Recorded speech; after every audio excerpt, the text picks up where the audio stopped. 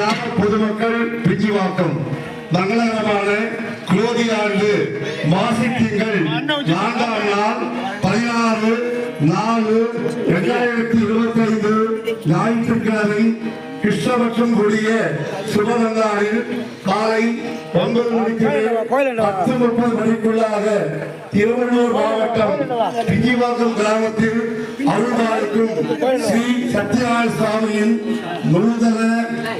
ஆலய சம்ரோக்ஷண விழா நடைபெறுவதால்